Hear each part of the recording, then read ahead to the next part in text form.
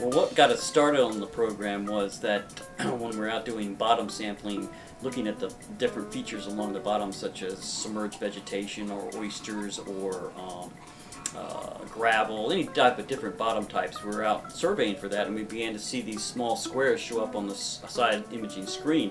And so we went and began to pull them up and found out they were crab pots that had been lost either by their buoys getting severed by recreational boat traffic or through storms that have rolled them. And we discussed this with NOAA's Marine Debris Program, and they gave us some preliminary money to investigate whether it was actually a problem or not. Then if I want to, I can make it bigger. I can zoom in to see exactly what it is. Yes, I didn't realize how many traps it is out here that's lost. You know, it's right now, as many as we got out of this area, still thousands and thousands of traps that we haven't got. First year, you know, we had 9,000 items that they brought up. And then this year they brought up 10,000 items. People knew they were losing pots and there was some stuff down there, but no one knew the extent of it. This is the one from the Ghost Pod Project. So it kind of populates out. And this is, you know, the 19,000 items they found over the last 2 years, all over the state of Virginia. The blue crab fishery in the Chesapeake Bay was declared a disaster. One of the conservation measures that took place was to actually close the winter crab dredge fishery. In order to help those watermen through that economic downturn, basically the loss of their job, the governor of Virginia, Governor Kane at the time, wanted to actually provide some income to them. And rather than just giving them a check, wanted them actually out doing something. And this process of, well, let's hire them and have them actually go out and retrieve these lost crab pots. They're heavy. They're settled in the bottom like 3 or 4 inches.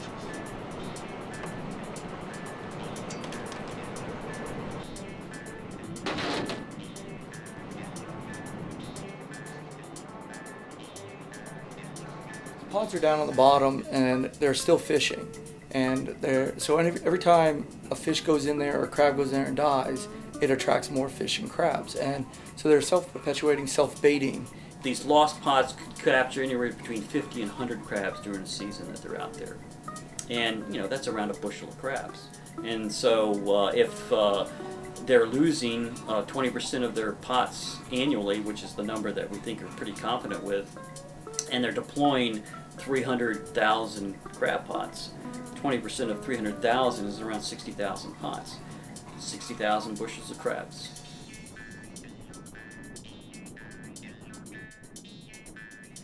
The idea here is we need to have a degradable panel on it so that when creatures are trapped, they have an avenue to get out. Put one of these on either side of this, and if it's lost, even if it rolls, once it degrades, anything that can get in can get out.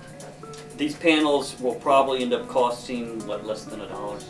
We were born into this. We're farming the water is what we're doing, just like the farmers do on the land, but we're farming the water. I quit school in the 5th grade to go to work with my father culling crabs. And I've been on the water ever since.